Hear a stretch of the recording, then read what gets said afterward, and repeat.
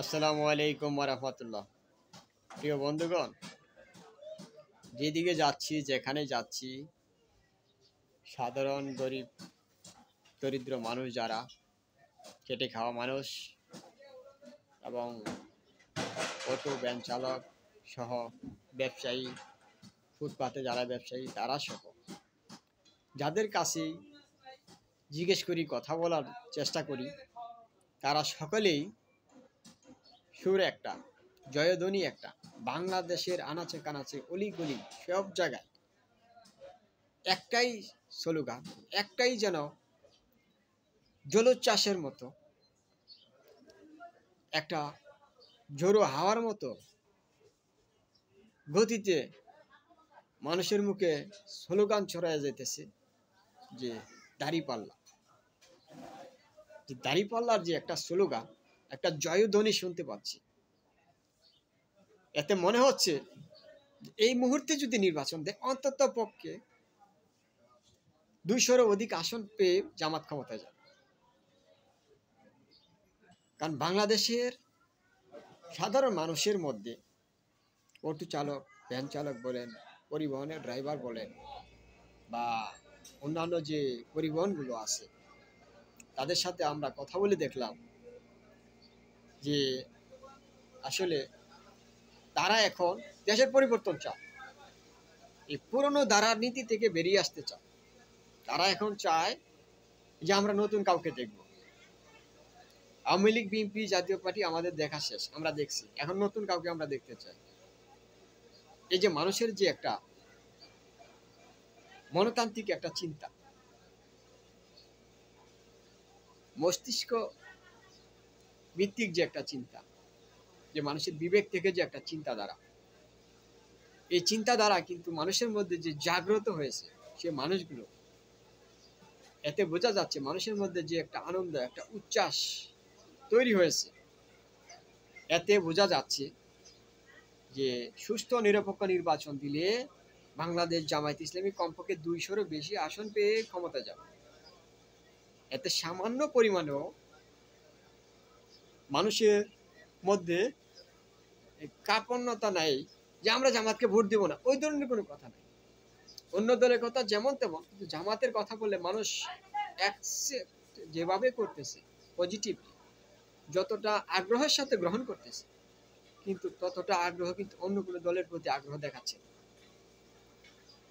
এবং মানুষের সাথে মিশে যতটুকু বুঝতে পারতেছি যে মানুষ কতটা আগ্রহের সাথে জামাতকে গ্রহণ করতেছে, এবং তারা নিজের থেকেই বলতেছে যে আগামীতে ভোটটা দেই, এত বছর ভোট দেই নাই, এবার ভোটটা দাঁড়িপাল্লাই দেব, ইসলামপন্থীদের পক্ষে দিব।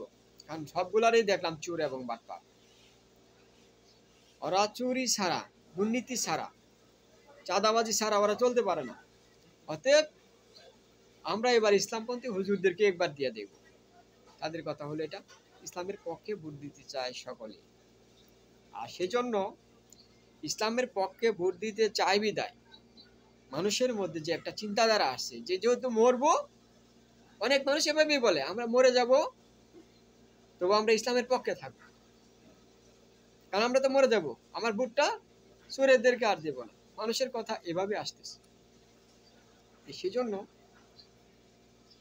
ডাক্তার শফিকুর রহমান স্যার, আমিরে জামাত, ইনি আসলে মানুষের, বাংলাদেশের মানুষের হৃদয়ের ভাষা তিনি বুঝেন।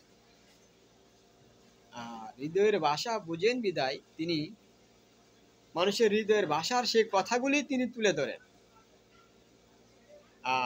ওনার কথায় মানুষের প্রতি যে একটা আত্মবিশ্বাস তৈরি হয়েছে, যে একটা মানুষের প্রতি উচ্ছ্বাস তৈরি হয়েছে, যে তার প্রতি যে একটা অগাধ বিশ্বাস যে তৈরি হয়েছে, সেটা মানুষ যেভাবে নিচ্ছে, এতে জামাতের প্রতি মানুষের ওনার কথা শোনার পরে যে পরিমাণে আগ্রহটা বৃদ্ধি পেয়েছে, অন্য কোনো নেতাদের কথায় এতটা আগ্রহ বৃদ্ধি পায় নাই। এবং ডাক্তার শফিকুর রহমান স্যারের কথা, এবং উনি যে পরিমাণে মানুষের প্রতি যে ওনার হৃদয় থেকে ভালোবাসা থেকে যে কথাগুলো বেরিয়ে আসে, উনি যে দেশকে কতটা ভালোবাসেন, দেশের মানুষকে ভালোবাসেন, এটা কিন্তু ওনার কথার মাধ্যমে সবগুলো ফুটে উঠতেছে। আর সেজন্যই বাংলাদেশের মানুষ আকৃষ্ট হয়ে মানুষের হৃদয়ের মধ্যে যে হৃদয়ের কথাগুলো উনি বলতেছে, সে বিদায় মানুষ সব থেকে বেশি আগ্রহতা বৃদ্ধি পেয়েছে। সেজন্য আমরা মনে করি সবাইকে অবশ্যই দাঁড়িপাল্লার পক্ষে ভোট দেওয়ার জন্য আহ্বান জানাচ্ছি এবং সকলকেই সে কথাগুলো সর্বত্তরে ছড়িয়ে দেওয়ার জন্য আহ্বান জানাচ্ছি এবং সকলেই প্রচার বেশি করে করুক। আমরা আগামীর বাংলাদেশ যেন আমরা ইসলামী বাংলাদেশ দেখতে পারি, ন্যায় এবং ইনসাফের প্রতি বাংলাদেশ দেখতে পারি, যেন হিন্দু বৌদ্ধ খ্রিস্টান মুসলমান সবাই যেন আমরা আওয়ামী লীগ বিএনপি জাতীয় পার্টি যারাই করছে আমরা সবাই যেন মিলেমিশে একত্রিত শান্তিতে যেন সকলেই বসবাস করতে পারি। আল্লাহ যেন আমাদেরকে সেই তৌফিক দান করুন। আমিন।